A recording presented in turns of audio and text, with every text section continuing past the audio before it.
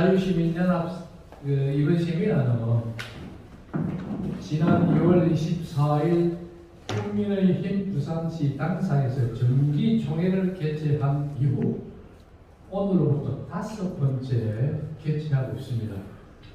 그동안 자유시민연합의 세미나는 주로 부산 제10자회관에서 개최하였습니다만 오늘부터는 여기 이 장소 바른청년연합센터에서 개최하기로 합니다. 그것은 그동안 우파 시민운동이 60대 위주로 했는데 이제는 실버 제도는 안 되고 젊은 2030 청년들 많이 유입돼야 되기 때문에 여기 청년 바른센터에서 하는 걸로 했습니다. 앞으로 대한민국의 자유번영의 나라를 만들기 위해서는 2030 청년 세대와 함께 하기 위해서임을 말씀드립니다. 자, 지금부터 자유시민연합 제5차 시민단을 개최하겠습니다. 먼저 본 강의에서 주의할 점 하나만 말씀드리겠습니다.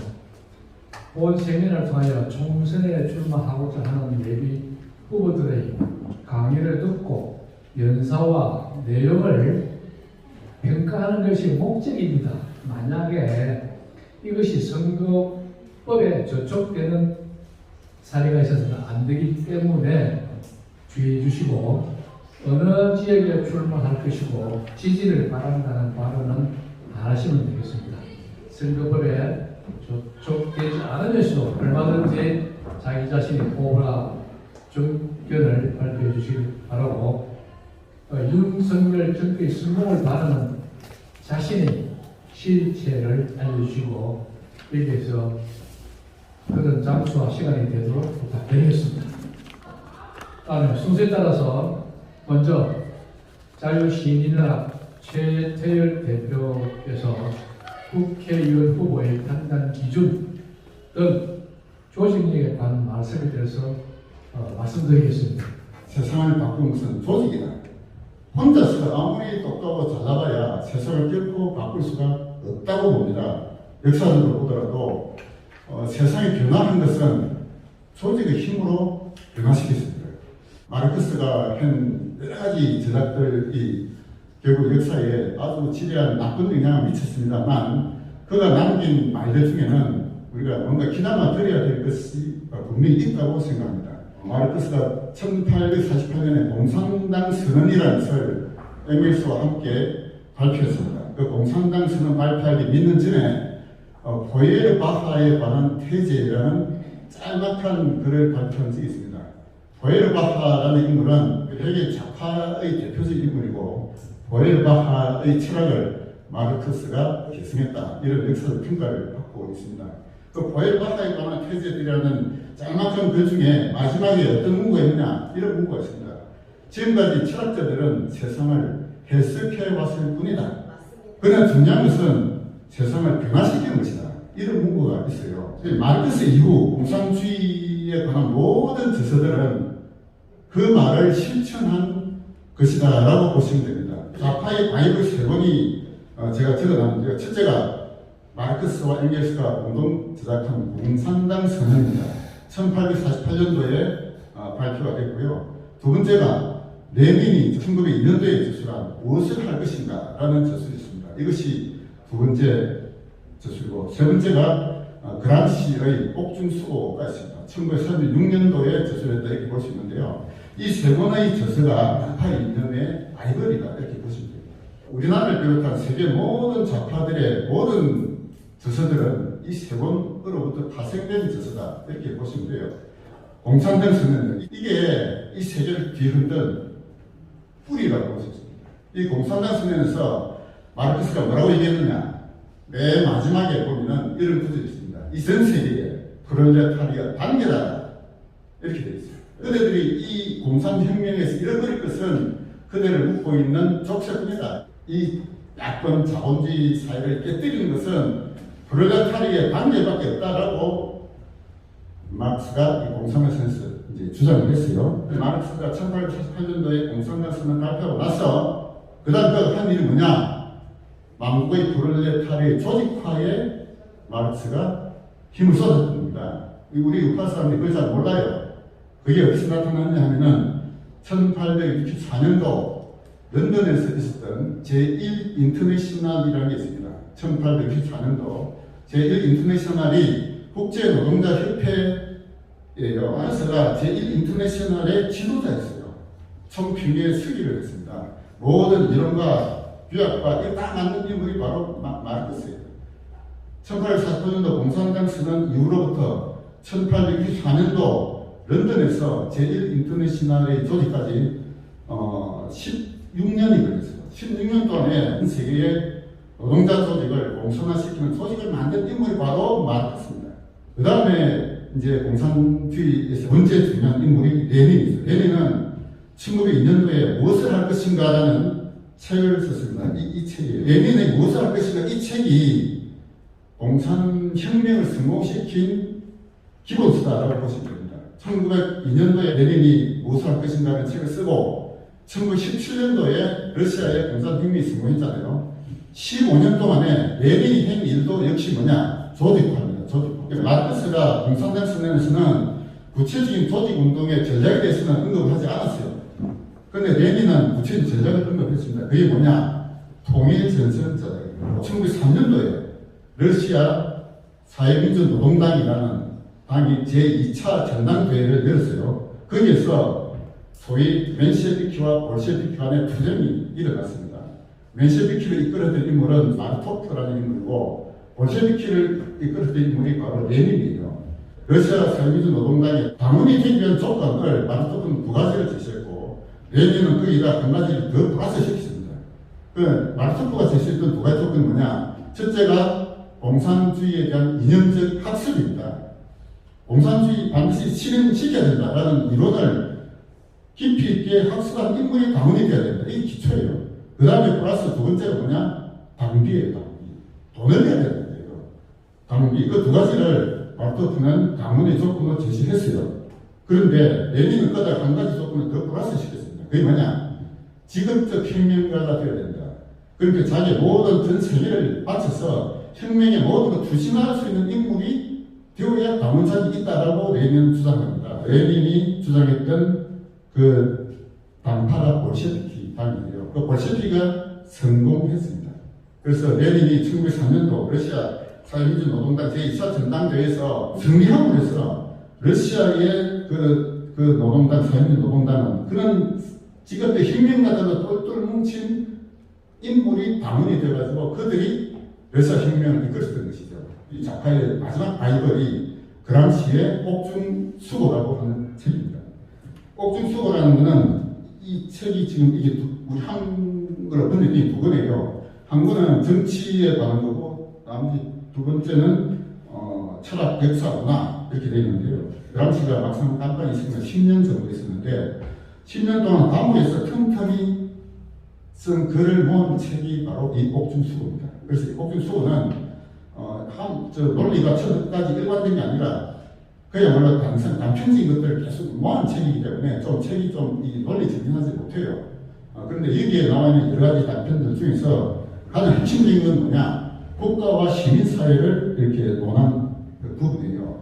국가와 시민사회 이 두 가지를 가지고 그람시가 옥중수고에서 쓰면서 뭐를 제시했느냐? 진취적 전략을 제시했습니다. 그람시가 옥중에서 고민했던 것은 발달된 자본주의 국가에서 어떻게 하면 공산화를 성공시킬 수 있느냐? 지식인들이 정부에 나서가지고 이 노동자들을 교육시켜야 된다. 우리말로 교육이지만 다른 말로 하면은 선동하고 세뇌시켜야 된다. 이렇게 표현한 겁니다. 그람시의 진취적 전략이 1930년도, 6년도부터 나왔는데 1980년도에 비로소 역사적으로 발전하기 시작했어요. 왜냐? 그 전까지만 하더라도 좌파의 전략은 주로 기동전이었어요. 기동전은 뭐냐? 우파와 전면 싸워서 붙는 거예요. 전투력으로 이기는 거예요. 군사력으로 뒤집는 게 기동전입니다. 파업과 스트라이크, 가두 시위 다 기동전의 한 형태고 기동전의 가장 큰 거는 전쟁으로 뒤집어먹는 거예요. 6.25 전쟁도 일종의 기동전이에요. 대부분 낙후된 농국가에서 기동전으로 성공했는데 발달된 자본주의 국가에서는 기동전이 다 실패했단 말이죠. 그래서 이 실패를 어떻게 해서 극복해갖고 자본주의 국가에서 공산화가 성공하려면 어떻게 해야 되느냐?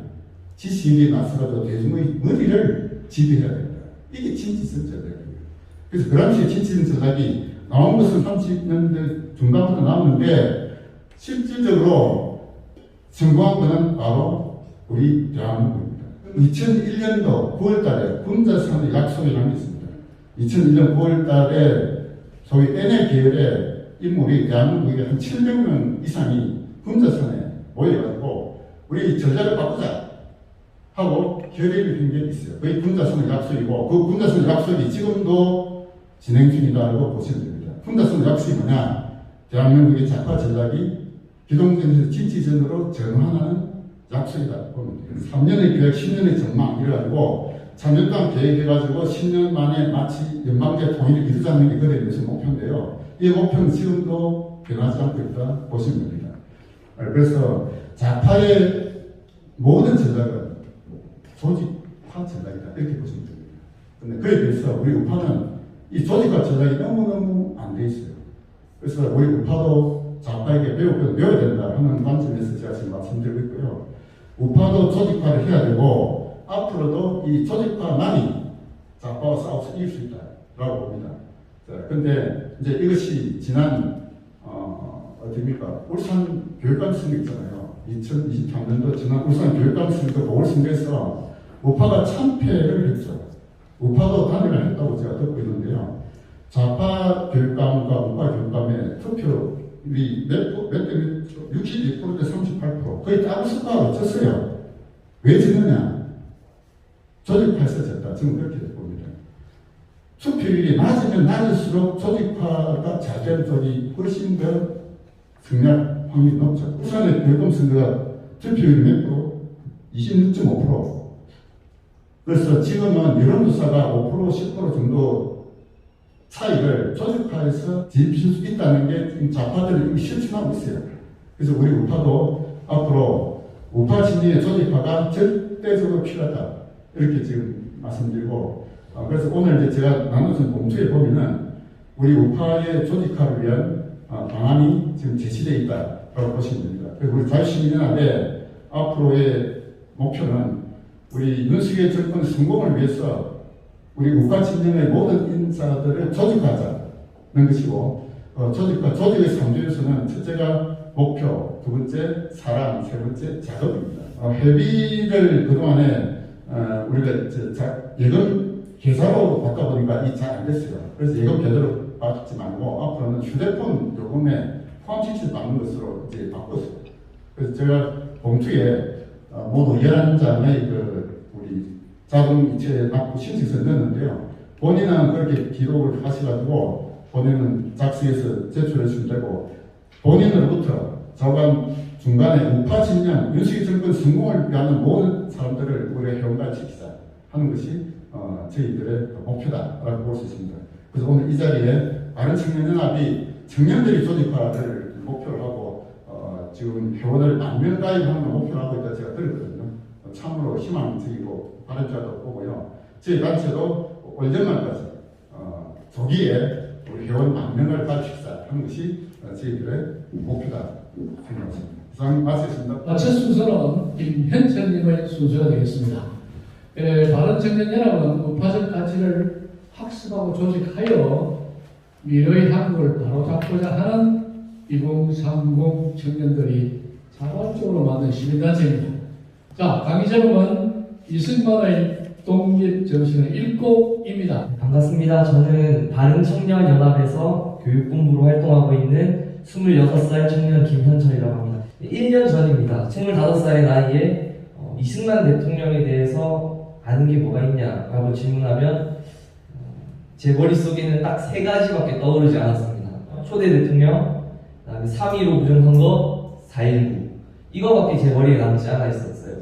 제가 생각하기에 많은 청년들이 그 정도까지만 알고 있지 않았을까라는 생각이 듭니다.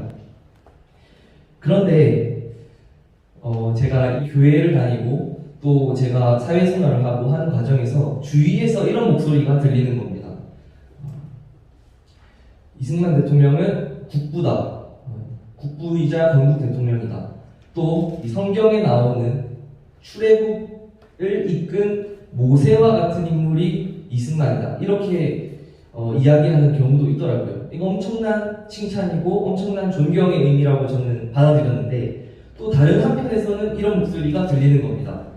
이승만은 독재자다. 또 이승만은 학살자다. 그리고 유튜브에 역사를 가장 역사답게 가르친다고 자부하는 황현필이라는 한국사 강의하는 강사가 있는데, 그 사람은 우리나라의 역사상 최악의 인물 5인 중에 이승만과 김일성을 꼽더라고요. 제가 이런 걸 보면서 무엇이 맞을까? 어떤 정보가 맞을까?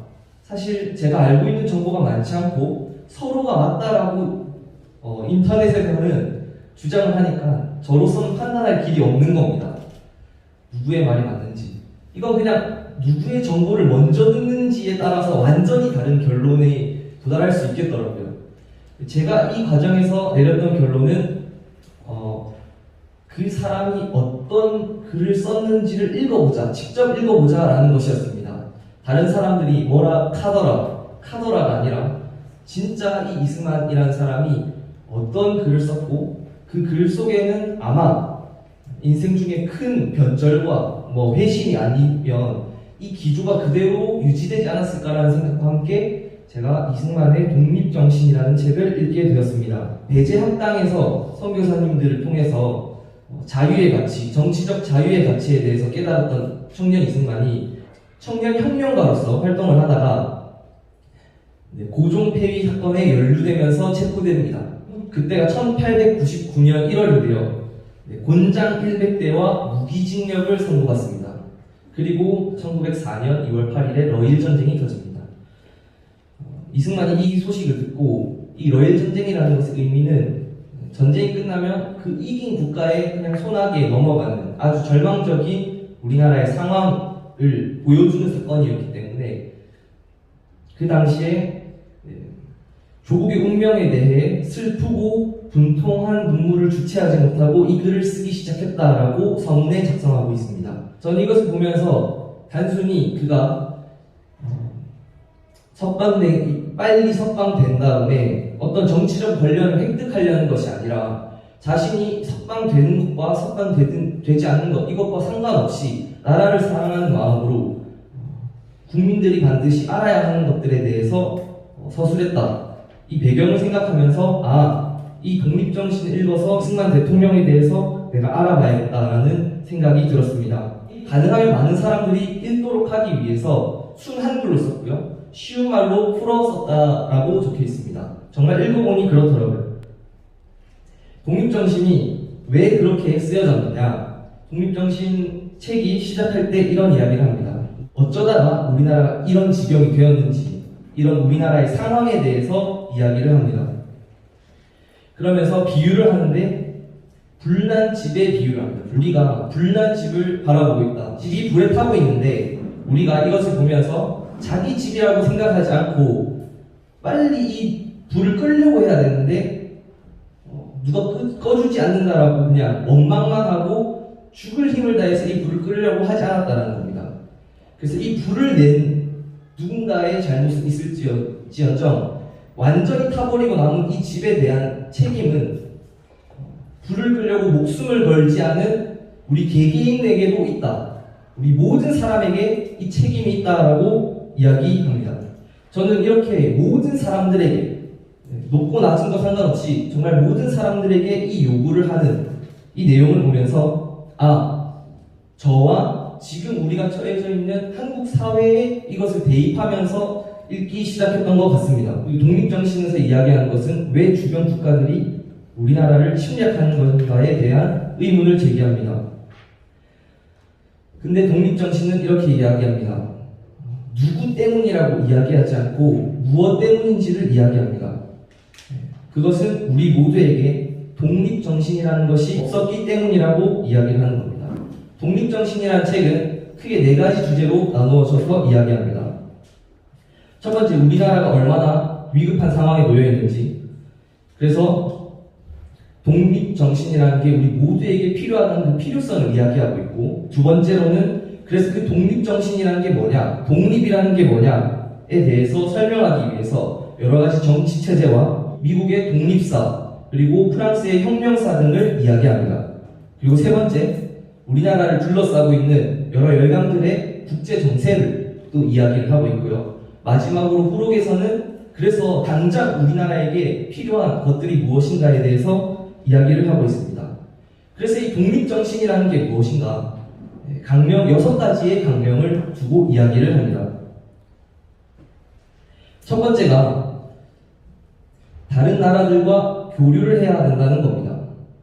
우리가 단순히 우리의 문을 걸어 잠그는 것이 아니라 서로 상통하면서 교류하면서 우리가 서로 원하는 것들을 얻을 때에 비로소 더욱더 발전한다.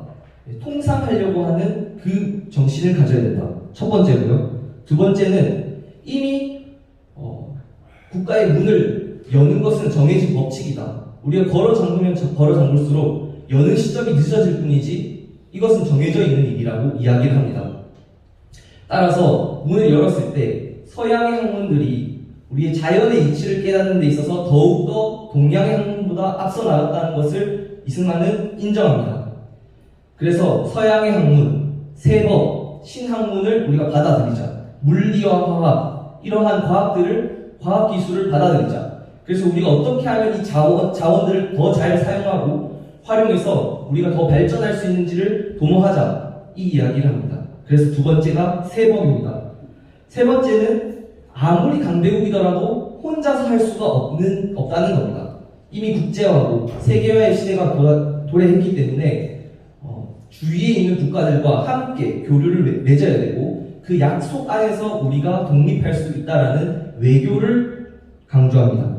그리고 네 번째가 국권을 중요시해야 된다는 국권. 그리고 다섯 번째, 공적인 정의를 소중히 여기고 지지하면서 또 지지할 수 있는 이 정의에 대한 이야기를 하고요. 마지막으로는 남에게 의지하는 것을 싫어하고 또 남의 권리를 중요시하는 이 자유 권리에 대한 소중함을 가져야 된다고 이야기합니다. 이렇게 통상, 세법, 외교, 국권, 정의, 자유 이렇게 6가지의 강령을 이야기합니다. 저는 이 옥중에 있는 29살의 청년 이승만이 썼던 이 글을 보면서 그가 이후 석방이 되고 대통령으로서의 역할을 다할 때까지의 그가 했던 활동들을 보게 되었습니다. 그러면서 그가 6가지 제시했던 그 강령들을 끝까지 지키면서 그 가치를 실현했다는 것을 알게 되었습니다. 제가 처음에 말씀드렸던 독립정신을 읽게 된 계기, 이승만 대통령에 대한 질문을 가졌던 그 시점으로 돌아갔을 때 그가 어떤 사람인가, 저에게 있었던 혼란은 정리되었습니다. 6가지 강령을 들으시면 느끼셨겠지만 이 근대화와 세계화라는 어떤 시대의 흐름에서 우리나라가 어떻게 해야 살아남을 수 있고 어떻게 해야 부강한 국가가 될 수 있는지를 청년 이승만은 옥중에서 제시했습니다. 그래서 이 독립정신을 두고 이승만 대통령의 정치 고문이었던 로버트 올리브 박사는 이 책은 한국 근대화 운동의 성서이다라고 평가하기도 했습니다. 저는 이 독립정신을 읽으면서 그리고 이 책이 쓰여진 지 120년이 되어간다는 점에서 과연 우리가 얼마만큼 근대화되었고 우리가 얼마만큼 6대 강령으로 이야기하는 것들을 지켜나가고 있는 사람인가에 대해서 생각해 보게 되었습니다. 또한 한국 사회에서는 이런 부분들을 어떻게 받아들이고 있고 유지하고 있는지에 대해서 생각하게 되었습니다. 다른 나라들과 교류하는 것들을 지지하는지, 지난 정부에 대해서도 회상하며 다른 국가들에 대해서 단순히 적대적으로 태도를 취하는 것이 과연 우리나라의 독립과 나의 독립을 위해서 유익이 되는지 이런 부분들을 하나하나씩 따지게 되었다는 겁니다. 저는 그래서 120년 전 청년 이승만의 머릿속에 있던 한반도의 근대화, 자유민주주의화가 아직까지 완성되지 않았다라는 생각이 들었습니다. 저도 그렇고 우리나라의 어떤 사회도 아직까지 그런 것 같습니다. 조국의 정체성을 저는 군대 국가로 두고 또 45년의 단순한 해방보다 48년의 건국과 독립을 더욱 축하하는 한 사람으로서 아직까지 나에게도 전근대적인 사고방식이 남아있구나. 아직까지 난세의 영웅이 등장해서 모든 것들을 해결해 주기를 바라고 있는 그런 의존적인 태도, 그리고 그냥 단순히 사회를 비관하고 비판하고 방관하는 태도를 가져왔다는 것을 깨닫게 되었습니다. 독립정신을 읽으면서 저는 이런 부분들을 또 그치고 나라의 상황이 곧 나의 집과 같다라고 여기면서 나라를 사랑하는 마음을 가지게 되었습니다. 여기 계신 여러분들이 먼저 저의 선배로서 나라를 사랑하고 또 나라를 이끌어와 주셨기 때문에 지금의 제가 독립정신을 읽을 수 있고 또 생각을 바꿔서 이렇게 꿈을 키워나갈 수 있는 것이 아닌가라는 생각이 듭니다. 그래서 정말로 감사하다는 말씀을 드리고 싶고 기회가 된다면 독립정신을 꼭 한번 읽어보시기를 추천드립니다. 감사합니다. 다음은 부산여성신문의 대표이신 유순희 대표님의 순서가 되겠습니다. 유순희 대표님은 지난번에도 한번 발표를 하셨는데 또 그분들에게 통칭하세요. 부산여성 지도자 중에 대표이신 한 분이시고 오늘 내용은 해양도시 부산과 여성입니다. 저는 국회의원들이 어떤 사람들이 좀 많이 들어가야 된다고 생각하냐면 소신껏 당당하게 정의롭게 제대로 단 한 번을 일하더라도 제대로 일할 수 있는 개혁적 사고를 가진 사람들이 많이 여기 정치개혁 이런 타이틀을 달고 있는데 저는 그런 사람들이 국회에 들어가서 지금 썩어 문드러진 우리 국회를 다시 살리고 우리나라를 바로 살려야 된다 그렇게 생각을 하고 있습니다.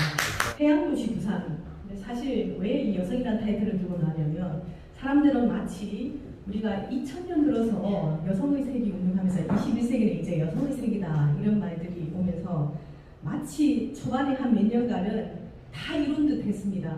그렇지만 사실상 우리가 지표를 돌아보면 여성들이 설 자리는 아직도 많지 않고 또 여전히 유리천장이 존재하고 있다는 것을 많이 느끼게 되는데 지금 저는 부산 여성들의 지표만 들고 왔어요. 부산은 사실 나는 86.6세까지 말하자면 요만큼 살고 싶다. 기대 수명이라는 거죠. 부산 지역 여성들은 몇 살까지 살고 싶나, 살았으면 좋겠나, 내가 몇 살까지 살 것 같은가 라는 이 조사에서 평균적으로 86.6세에 나왔습니다. 남녀 비율을 보면 여성 유권자가 훨씬 더 많습니다. 여성들이 52%, 남성이 50이나 49.1%, 이 정도 수준을 꾸준하게 유지하고 있습니다. 평등한 시대가 왔다, 여성들의 입김이 더 세고 이제는 남자들이 여성들한테 기 물려가지고 설 자리가 없다 이렇게 하고 있지만 사실상 바깥에서 외치는 거에 비해서는 현실에서 적용되는 여성의 그 체감 평등 지수는 상당히 낮아요.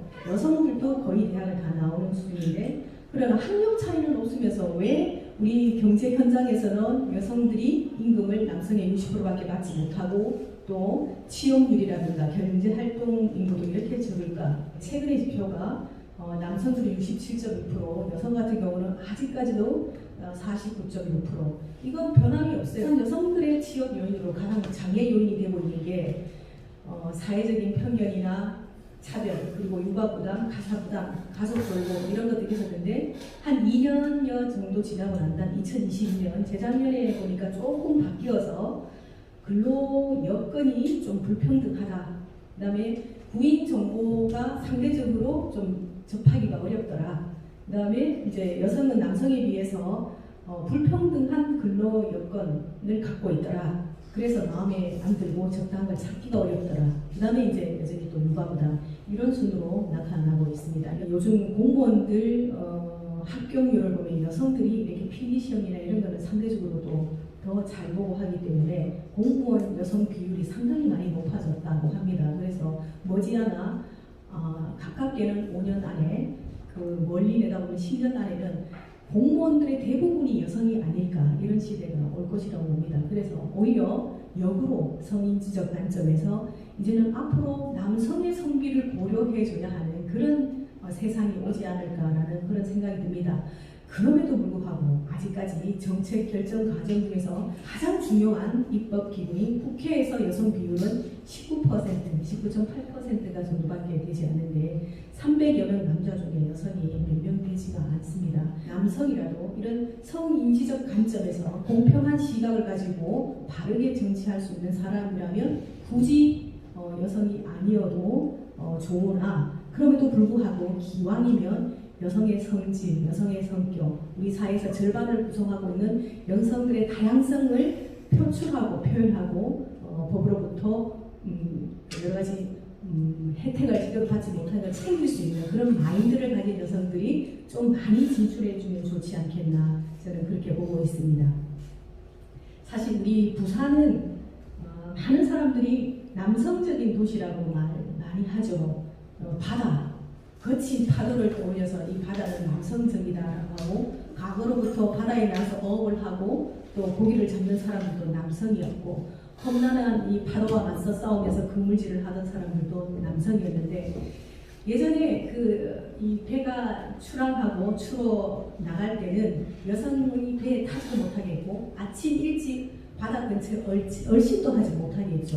그렇지만 사실은 이 바다라는 것이 저는 왜 여성적이고 부산이 여성의 도시고 또 이 여성들이 많이 진출해서 부산을 새롭게 변화시켜야 한다고 보냐면 모성과 바다를 좀 연결시키고 싶습니다.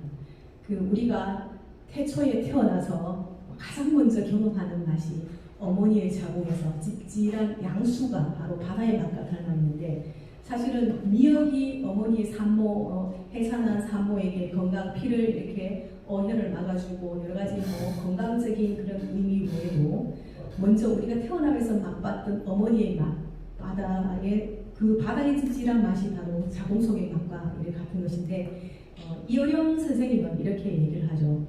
바다는 어머니다, 어머니의 맛이다. 이 김은 파도가 가라앉아서 한 켜 한 켜 쌓여서 만들어낸 바다의 나이테다. 이렇게도 표현을 하면서 태아 때에 맛본 어머니 자궁 속의 양수의 맛이 바로 김의 맛이고 미역의 맛이고 다시마의 맛이고 찌질한 해산물의 맛이다 라고 이렇게 표현을 하면서 바다야말로 어머니의 모성의 바다다 이렇게 말을 한 적이 있습니다. 아바타 물의기를 통해서도 정치인들이나 우리 시민사회가 배워야 될 것이 너무나 많구나. 하나로 소통하고 화합하고 또 연결되고 통합을 하는 이 바다의 이 의미를 찾을 수 있는 물이나 바다나 같은 이런 하나의 동질한 성질인데 사실 아바타 얘기가 좀 나와 있죠. 가족이 우리의 요새야. 가족의 의미도 굉장히 중요시 여깁니다. 그리고 우리는 하나라고 시종일관 강조하고 있는 그런 모습을 보여서 정치인들이 좀 아바타를 봤으면 좋겠다. 타 지역에서 쫓겨가지고 이 어떤 공격하는 외부 세력으로부터 도망와서 일가족이 물의 길, 그러니까 어떤 물의 부족한 데로 이제 도망을 가게 되죠. 그럴 때 새로운 부족이 나타나자 그 부족들은 흔쾌히 이 새로운 부족을 끌어안으면서 우리는 하나라는 의미를 시종일관 강조를 하고 있고 또 도망온 그 부족 가족들도 항상 어딘가 맞서 싸우러 갈 때든가 위험한 지역에 갈 때는 아니야 우리는 가족이니까 우리는 하나니까 이런 의미를 굉장히 강조합니다. 우리 사회도 지금 갈라치기로 이원화되어 있고 이런 사회가 아바타의 물의길처럼 좀 하나 되는 그런 마인드로 좀 통합된 사회로 나아갔으면 좋겠다라는 생각을 해보게 됩니다. 그 명대사 있잖아. ICU.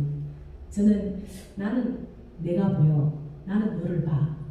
이런 의미를 갖고 있지만 당신에게서 나를 보고 나는 당신을 보면서 당신을 제대로 본다는 거잖아요. 그거는 그 사람의 마음을 읽고 서로 소통하고 있다는 거. 온전히 하나라는 의미를 보여주는 그 대사라고 보거든요.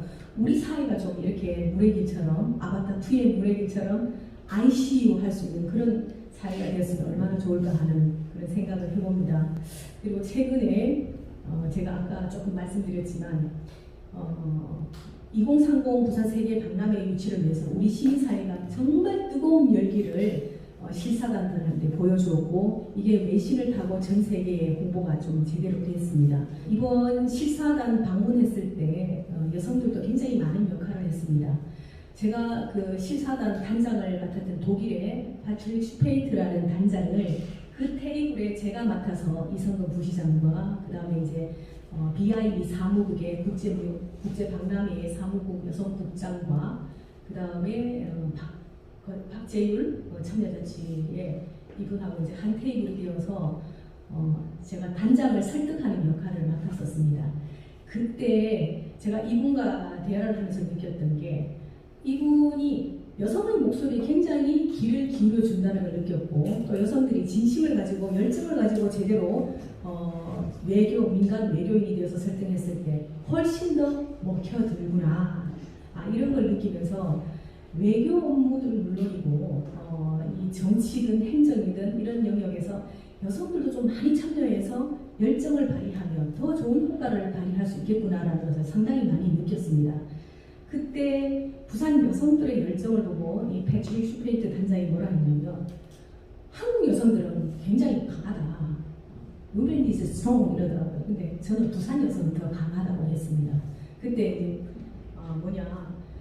어떤 의미로 부산 여성은 더 강하다고 얘기를 했냐면 한국 전쟁 이야기를 해드렸죠. 마침 그때 점심 오찬에 피난민 때 먹던 주먹밥과 그 다음에 짭바구리 그리고 오징어 게임에서 나왔던 그런 달고나 기타 등등 우리 문화를 느낄 수 있는 그런 것들로 세팅이 돼서 이 사람들한테 온전히 이제 홍보를 하게 되었는데 그런 이제 문화적 배경도 설명을 하면서 저는 무엇보다 여성들이 만약에 우리 부산 세계 박람회가 부산에서 개최된다면 친절하게 적극적으로 봉사하고 맞이할 준비가 되어 있다라는 그런 강력한 의지를 보여주기 위해서 이분을 설득하게 됐는데 그때 가지고 온 게 제가 이제 6.25 한국 전쟁이었습니다.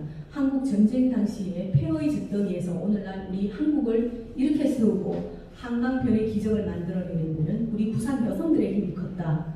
그때 피난지로서의 모두가 남쪽으로 몰려오고 했을 때 임시정부도 우리가 만들어지긴 했지만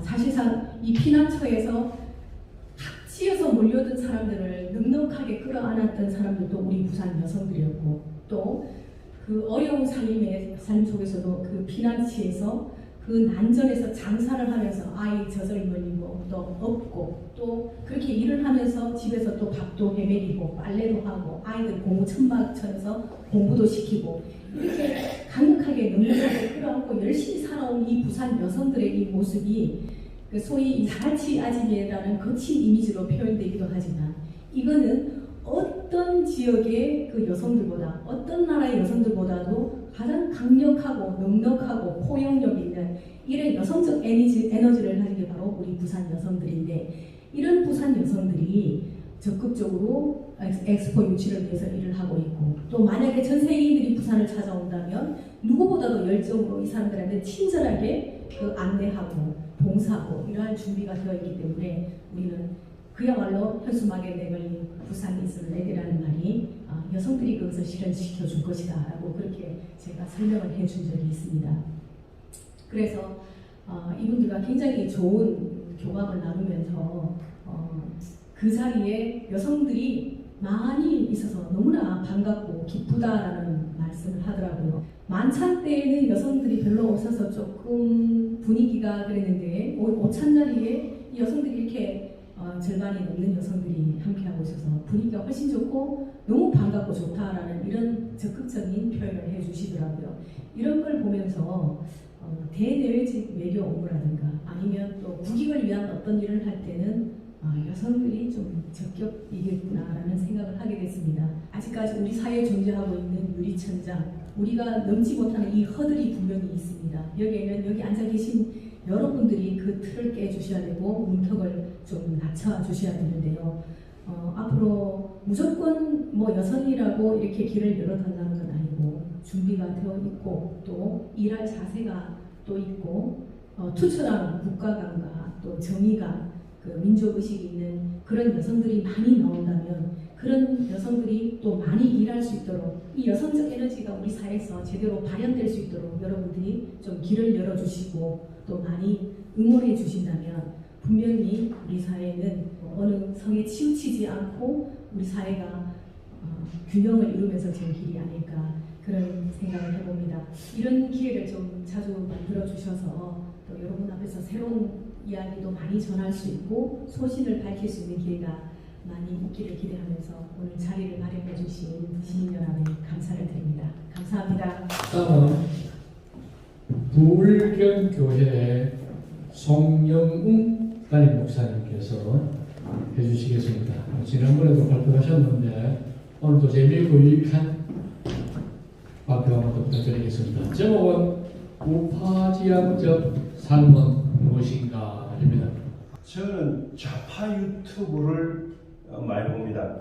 좌파들의 최근의 담론들은 어느 정도 되고 이 담론들이 얼만큼 발전했느냐 그리고 이 담론이 얼만큼 내공이 있느냐에 대해서 가장 현안의 문제를 어떻게 접근하느냐 그리고 그 문제를 볼 때 딱 한쪽 눈은 가로고 한쪽 눈은 보는 것 감정적 이해와 그 헤게모니 이야기는 어떻게 되는지 그게 궁금해가지고 이렇게 좌파적인 내용을 자주 봅니다.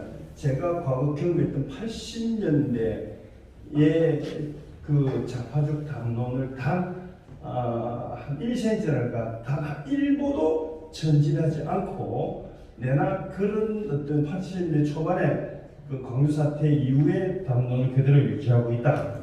그래서 참 저 동네도 답답한데 우리 우파적 동네도 못지않게 답답합니다.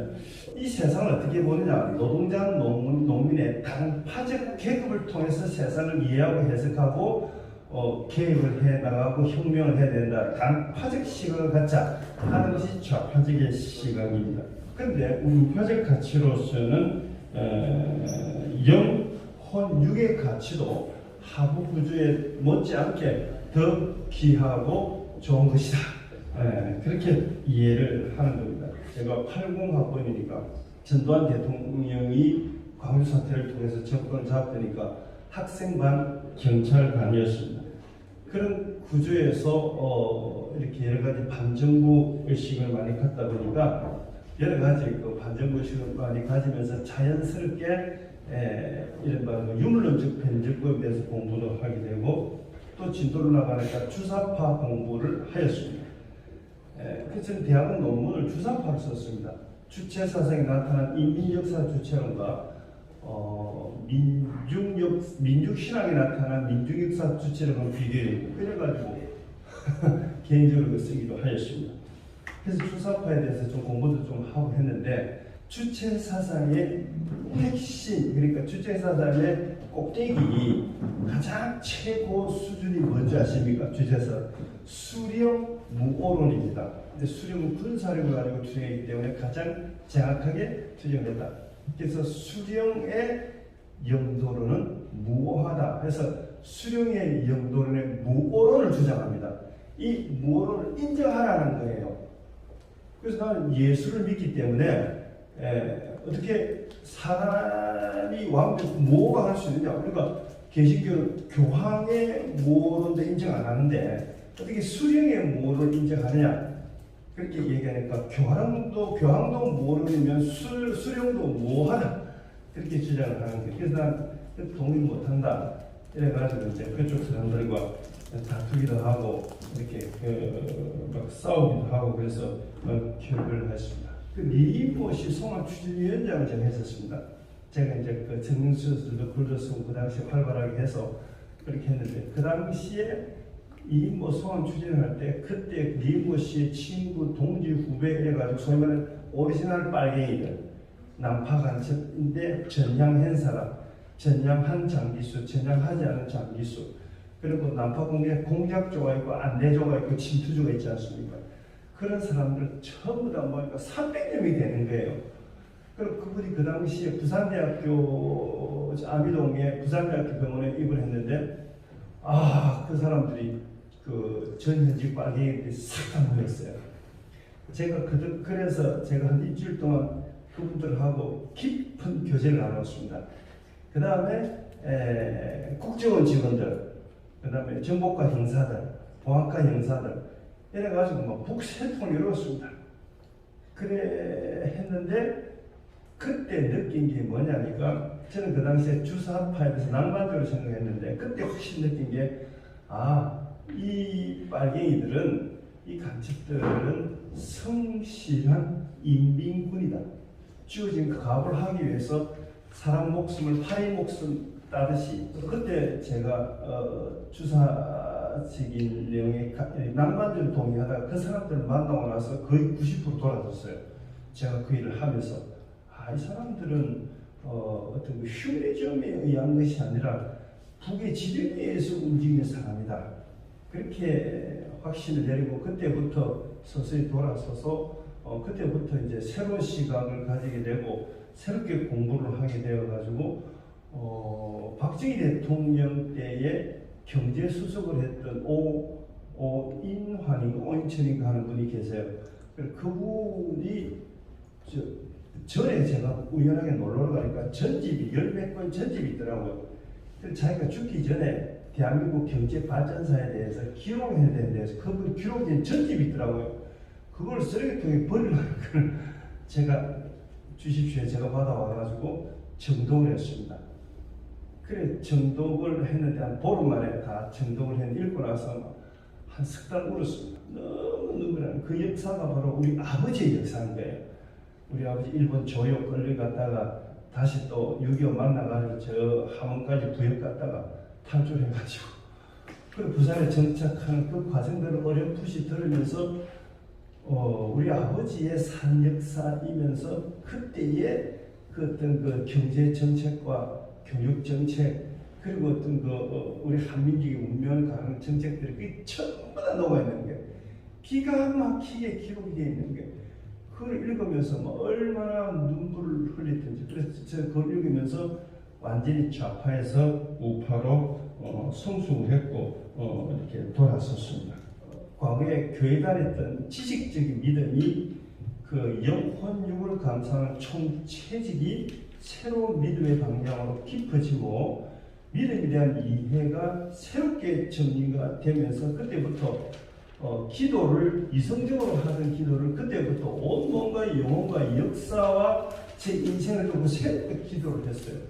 그렇게 새롭게 기도를 하니까 성경에서 얘기하는 성령 세례를 제가 몇 번 받았습니다. 그때의 감동은 다 일루 말할 수도 없는 엄청난 감동이 있었습니다. 이승만과 박정희 대통령께서 이렇게 하시면서 그냥 나라 전체가 우파적 가치를 가지고 가니까 특별하게 조직을 하거나 뭐 이해를 가지고 고민을 가지고 한 적이 없어요. 그래 없는데 최근에 그 좌익 정권이 이걸 맡으면서 새롭게 우파 운동이 대두가 됐지 않습니까? 이 우파적 사고는 여러 가지가 있지만 영적인 가치를 가지기 때문에 사람 한 명을 천하보다 귀한 가치를 가지게 되는 것입니다. 그런 영적인 가치를 가지고 한 사람 한 사람 살아나가고 세워나가고 한 사람 한 사람 이렇게 존중을 해주는 그런 개인의 성숙한 내공이 있는 운동을 했으면 좋겠습니다. 하나님이 이 세상을 만들 때에 세상을 다 만들어 놓고 마지막에 사람을 만들었어요. 마지막에 사람을 만들어 놓고 우리 사람의 위치를 어떻게 했느냐? 자연의 한 조각인 것을 자연의 한 일부로 만들지 않고 사람은 천하 만물을 다스리고 정복하는 권리와 권세와 능력을 우리한테 허락을 했습니다. 그래서 인간이라는 존재를 얘기할 때 자연에 비해서 우월적 존재가 인간이다. 그렇게 정의를 합니다. 그게 자유우파의 인간의 정의입니다. 사람은 자연에서 우월적 존재로 규정을 하는 거예요. 그래서 이 우월적 존재가 왜냐? 우리는 동물과 자연이 가지고 있는 영을 소유하기 때문에 그렇습니다. 우리한테 영이 있는 게 스피리트 영. 이 영을 하나님께서는 소중하게 여기가지고 이 영을 새로 맑게 하고 새롭게 거듭나게 하기 위해서 거룩한 영을 하나님께서 부어주시거든요. 그것을 홀리 스피리트라 해가지고 성령이라는 거예요. 그 성령을 주면은 그 성령을 받아서 새 사람이 되고 새 사람은 새로운 세상을 만들어가는 거예요. 그렇게 만들어가기 때문에 이런 사람은 세상이 감당하지 못한다라고 우월적 존재가 이런 새로운 영을 가지면 세상에 감당하지 못한다는 세상에 가장 강력한 파워를 가진 인간으로 존재의 명명을 하는 것입니다. 코로나 사태 때 예배 드리지 마라 이래가지고 한번 광풍이 불었어요. 예배 드리지 마라. 그래가지고 교회가 딱 세 분리가 나눴습니다. 스스로 교회를 문 닫는 사람들이 있었습니다. 와, 2000년 역사 속에 스스로 문 닫는 예가 한 번도 없었거든요. 근데 스스로 문 닫는 예가 한 번 있었어요. 한 번 스스로 문 닫는 교회가 있었고, 또 한 교회는 눈치를 보고 행정당국에서 시키는 대로만 아주 소극적으로 응하는 교회가 있었어요. 세 번째로는 예배는 생명이다. 정치와 관계없이, 방역과 관계없이 방역을 요구하면 방역적인 시스템을 갖추고, 구청에서도 빽빽한 마스크 끼고 일하고, 경찰에도 빽빽한 마스크 끼고 일하듯이 우리도 빽빽하게 앉아있으면 더욱더 앉아있고 마스크 끼고 방역복 이런 방역 입고 예배를 드리겠다 라고 하는 사람이 있었어요. 그러니까 예배를 드리면 교회를 폐쇄하겠다. 그럼 폐쇄하시라고. 폐쇄 안에서 안 드리고 마당에서 하겠다 하시라고. 우리는 예배가 중요하다. 그렇게 해서 마당에 예배를 드린 교회가 바로 이 대표의 아버지 손 현보 목사예요. 바깥에 예배 드리니까 이제 나중에 이제 하도 이게 말이 많고 여러 가지 세력이, 저항 세력이 교회가 많이 동조를 하니까 다시 구청과 구청을 통해서 행정부에서 지시를 내리길, 이제는 탄압을 안 할 테니까 적당하게 할 테니까 안에 들어가서 예배를 드리세요. 그렇게 권고를 한 거예요. 그럴 때 이 손명 목사가 당신들이 뭔데 안에서 드리라 밖에서 드리라 명령을 하느냐. 예배를 안에서 드리도 우리가 드리고 밖에서 해도 우리가 한다. 예배는 우리가 들고 싶으면 들고 말고 싶으면 마는 거지. 행정당국이 뭔데 이래라 저래라 예배를 하라 말하냐 얘기를 하느냐. 당신들은 예배에 대해서 말하지 마라. 예배는 우리가 들고 싶으면 들고 말고 싶으면 만다. 어떤 교회는 교회가 죄송합니다 프랜카드 걸고 스스로 문 닫는 교회가 있었다니까요. 제가 부산에 어떤 교회인지 전부 다 기억을 합니다.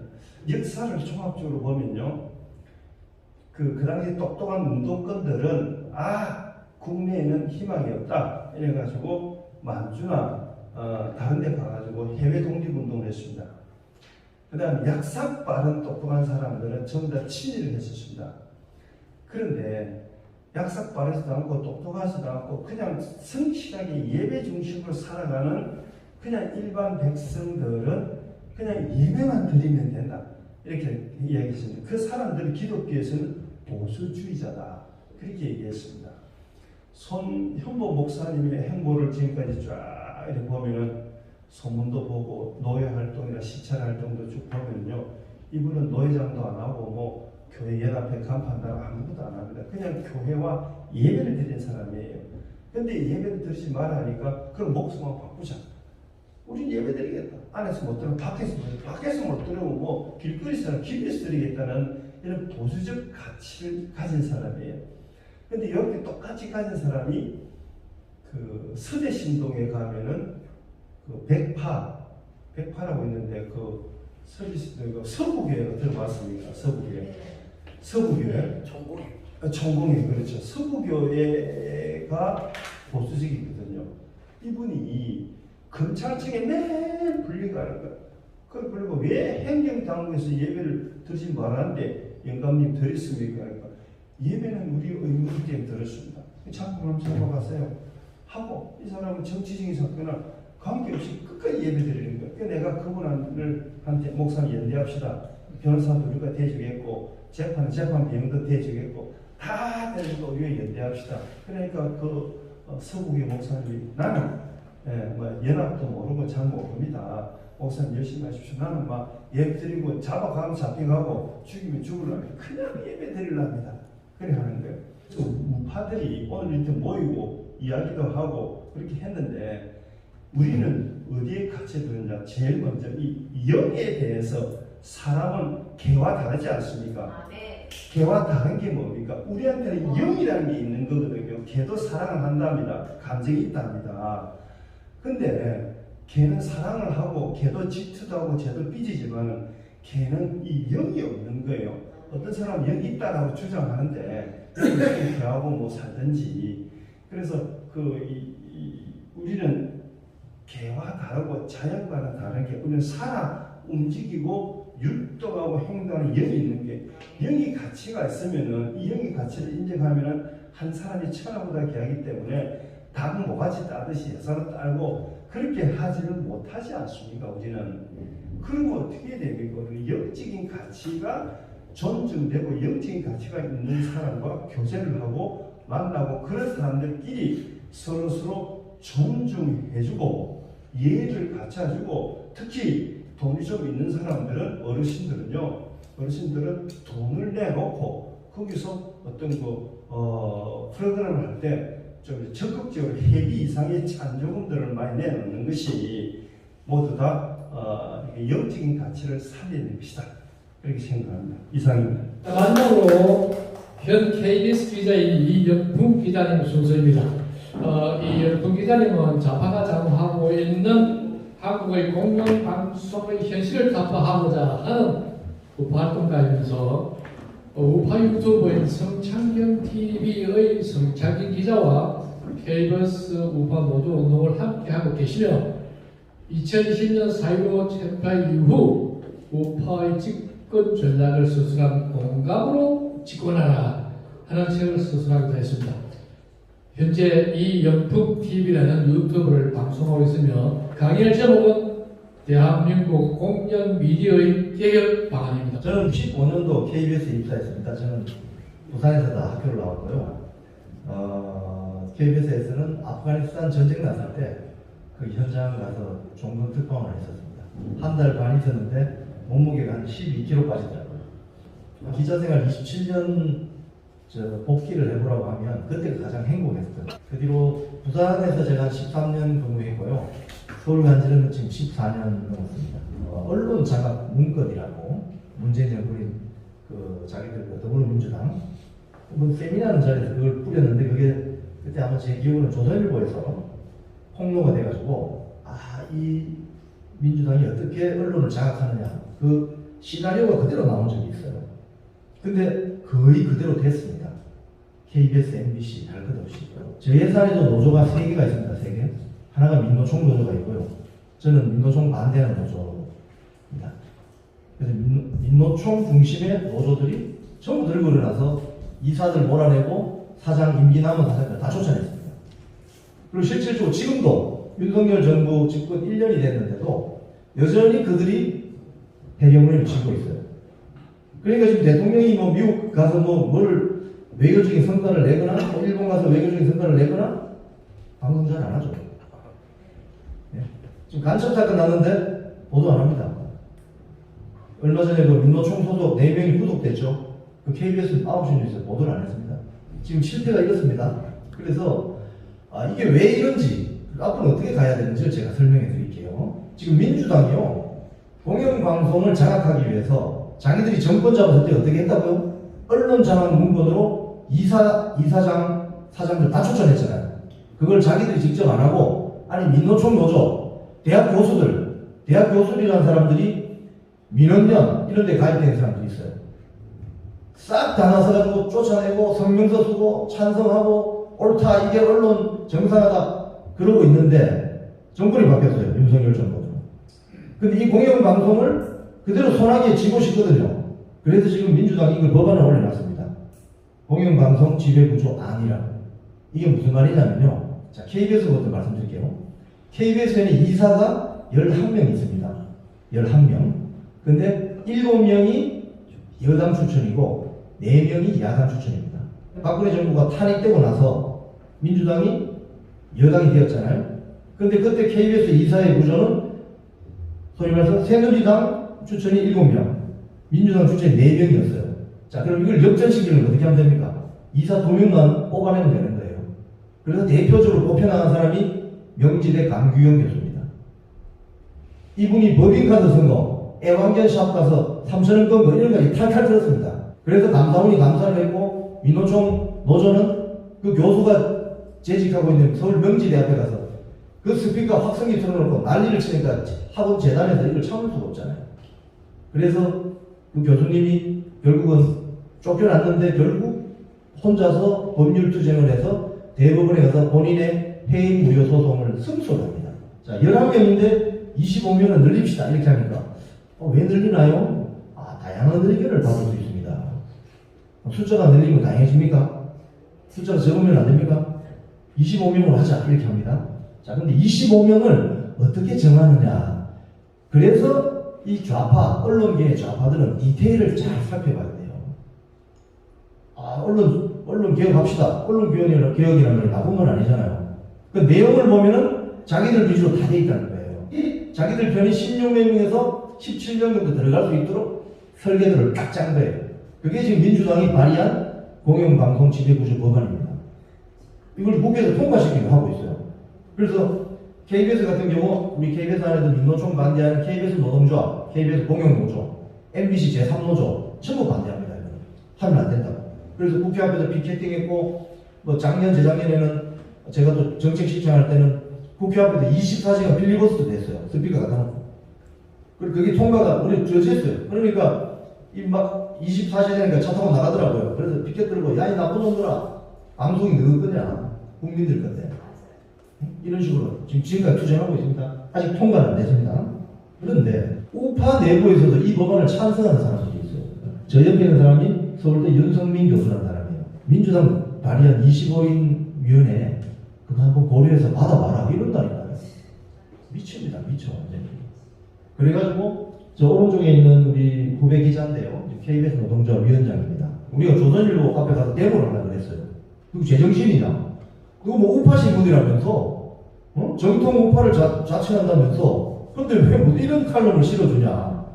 우리 안 되겠다. 조선일보도 반대운동 하겠다.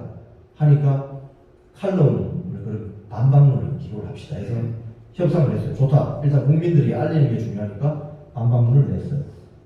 25인 운용이 민주당 법안은 공영방송 연구장법이다. 그래서 저희들이 줄여서 공방영장이 아니다. 공방영장. 공영언론은 영어로 퍼블릭 미디어입니다. 민영언론은 커머셜 미디어입니다. 조선일보가 퍼블릭입니까? 커머셜입니까? 커머셜이죠. 조선일보는 방해장고예요. 방해장고. 조선일보는 절대 공영언론이 아닙니다. 여러분. 동아일보, 중앙일보 마찬가지죠. 사주 있는 언론사. 기승전 회장입니다. 여기는. 박근혜 대통령 시절에 우병우를 이제 언론계 용어로 죄송합니다. 최초로 조진 게 어느 언론사입니까? 조선일보요. 조선일보. 그 다음에 TV조선에서 박근혜 대통령 탄핵할 때 제일 1번으로 앞장섰죠. 사주 있는 언론사는 기승전 회장님입니다. 그래서 공영이 될 수가 없어요. 자, 사주 없는 언론사 이게 더 문제입니다. 지금 KBS, MBC 사주가 없잖아요. KBS 사주는 국민들 거 아닙니까? 여기를 누가 장악하고 있느냐? 민노총 언론으로 장악하고 있습니다. KBS만 말씀드리면요, 직원이 한 5,000명 됩니다. 그 중에 민노총 언론 노조가 한 2,500에서 2,700까지 됩니다. 여기에 반대하는 KBS 노동조합이 한 1,200~1,300명 되고요. 공영노조가 한 100명 정도 됩니다. 나머지 소속되지 않은 사람들은 좀 방관자들이죠. 그래서 교섭 대표 노조가 민노총 노조입니다. MBC는 더 심합니다. MBC는 MBC 그 민노총 본부 노조가 있어요. 거기가 거의 다고요. 거의 한 90만 몇 프로 됩니다. 거기 그 제3노조는 얼마 되질 않아요. 그래서 굉장히 힘들게 싸우고 있어요. 자, 여기 빠진 것은 이제 EBS 같은 거. EBS는 다 그냥 민노총 노조예요. 자, 이게 자유일보인데요. 이게 일면에 난 겁니다. KBS 민노총 방송이었다. 저기 주요 간부들이 싹 다 민노총 노조입니다. 현재 KBS, MBC는 민노총 노조의 사실상 진지입니다. 아까 우리 최 대표님 말씀하셨지만은 이탈리아 공산주의자 안토니오 그람시가 뭐라고 했습니까? 전력이 약할 때는 전부 진지에 숨으라. 동굴을 하나씩 파라. 너는 법조계 가고, 니는 언론계 가고, 니는 의료계 가고 다 숨어 있다가 거기서 실력을 만들어서 기회가 되면 좀 깃발을 들고 나온다. 그게 문재인 때 언론장관 은근히 바로 그거예요, 그거. 깃발 들고 다 나가 다 쫓아냈잖아요. 민노총 노조의 언론 노조는 5대 강령이 있습니다. 4번, 5번이 문제입니다. 4번, 5번. 4번이 뭐냐면 노동자 세력의 정치 세력입니다. 그럼 정치 세력을 어떻게 합니까? 선거 때마다 특정 정당과 정책 협약식을 냈습니다. 주로 민주당, 정의당, 민노당, 옛날에 뭐 한나라당, 새누리당 하면 안 해요. 그리고 5번이 뭐냐면 전 세계 언론 노동자 단결 이런 겁니다. 사실 이거요. 공산당 선언에 다 나오는 거예요. 제가 대학을 89년도에 들어갔습니다. 그때 전대기련이라는 조직이 있었어요. 전대기련, 전국 대학생 기자연합회. 전대기련 아이들이 졸업을 하고 좀 어디 갔겠어요? 언론사에 다 들어갔습니다. 언론사에 다 침투를 한 거죠. 전대기련 멤버들이 이제 좀 시험을 잘 친 사람들은 뭐 KBS도 들어오고 뭐 MBC도 하고 뭐 신문사에도 갔겠죠. 그렇지 못하는 친구들은 어디 갔느냐? 뭐 예를 들면 뭐 시민단체입니다. 언론 관련 시민단체를 쫙 포진했더라고요. 그 사람들이 조직입니다. 조직 지금. 그 사람들이 지금 KBS 같은 방송사에는 국장급이고 뭐 거의 국장급입니다. 국장급이고 그 밑에 한참 한 10년 밑에 후배 애들이 부장급 이렇습니다. 이 사람들 손에 이게 딱 잡혀 있는 거예요 지금. 자 그럼 앞으로 어떻게 해야 됩니까?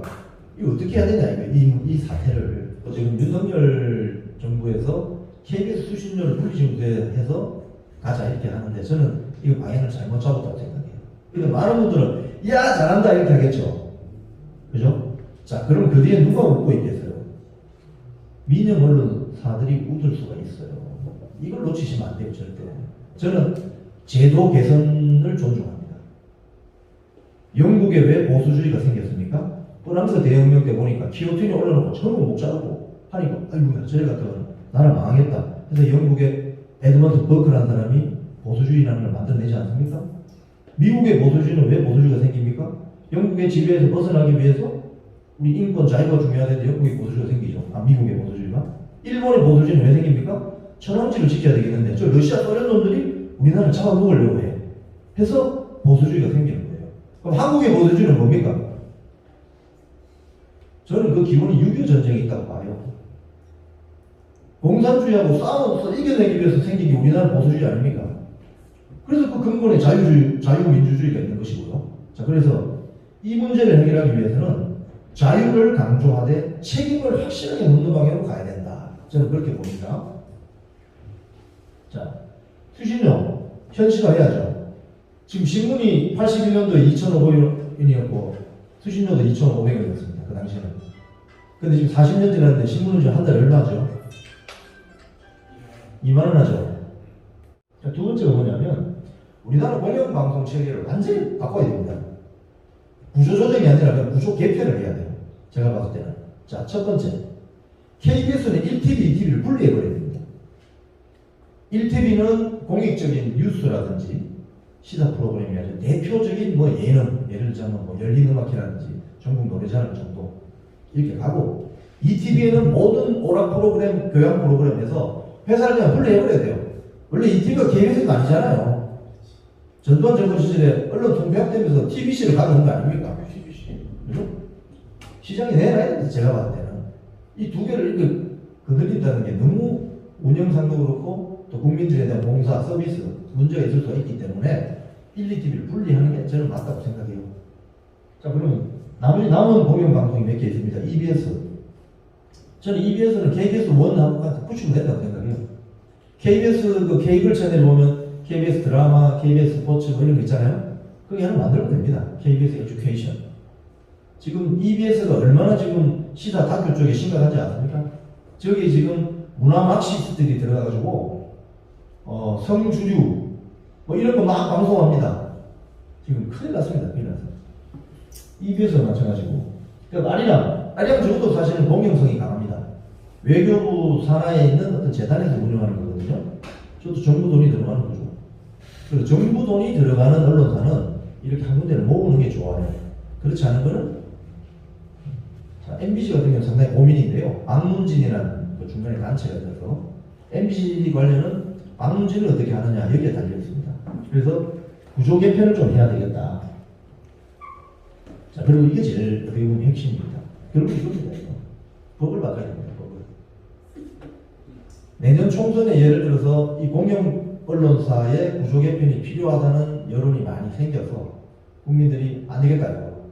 지금 KBS, MBC 편파 방송 수위가 너무나도 심각하고 이건 오염이다.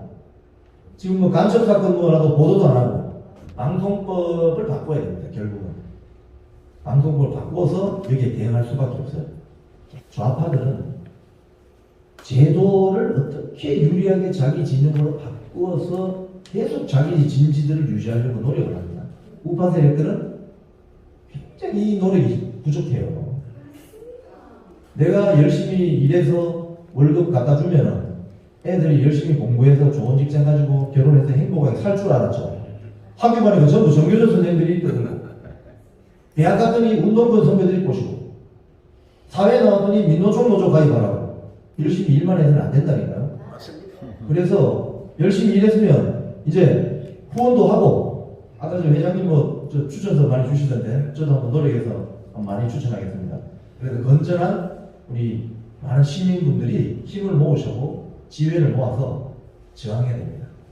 그래서 많이 좀 저희 KBS 노동조합이나 또는 뭐 민노총을 반대하는 노조 활동도 있고 시민단체, 어쩌면 또 서울에서 많이 활동을 하니까 그분들 이렇게 네트워킹을 해서 이렇게 가는데 많은 지혜와 도움을 주시면 대단히 감사하겠습니다. 자, 이상 발표 마치겠습니다.